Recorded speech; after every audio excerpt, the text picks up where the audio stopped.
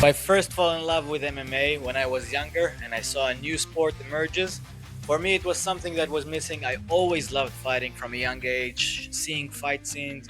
Really, the profile of a fighter is something that attracted me always, but it still was like a very traditional martial arts back then. So, and I didn't like them too much. They felt a little bit less real for me.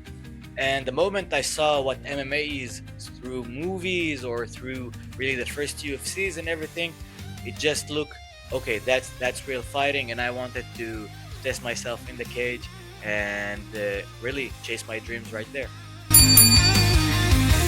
So the big difference of fighting in Israel or abroad is really like the how much also the culture is invested. A lot of cultures I fought in, either it's in Thailand, in Brazil, in Europe, they already have fighting ingrained in them. Everything is much smoother, and they know what they're doing. You can feel it.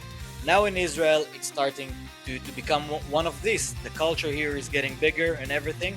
But when I first started fighting, it was really kind of a mess. So promotions, everything is kind of a mess. Some in a few years you have like one fight event, and it really wasn't supposed to be this way. So really how organization works, how big it is, how it affects cultures, how really you can see like different countries have really like MMA or fighting superstars.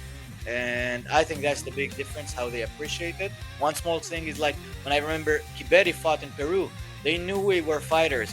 Many people came just to take a picture with Kiberi. I don't see that happening right now in Israel, but soon we will have it. So my most memorable fight was in Thunder Fight, like this year in May, when Gian Silva came with me after a very tough year, and we went in that cage and got a beautiful highlight knockout that got me back to the scene. Right now, right back on track, and that fight, when I finished it and I got that knockout, something inside me just blew. So first, I trust my training. The whole upbringing I got to that point got me strong mentally enough to face the adversity that comes. I have real confidence when I step in the cage. I know I had never had any stone unturned, like they say, and this gives a lot of confidence. The second thing, I only think about what I can control. Anything outside of my control, even the outcome, although I know I will win, is not something I think about. So I stay mentally strong, I trust in my skills, and I get there and do the job. So in 5 years in the sport, I see myself as a world champion in the UFC. That's have been my dream.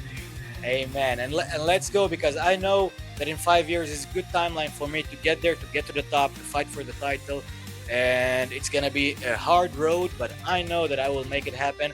If I can do it before 30, then perfect. Then by 31, I already have a little bit of defenses for my title.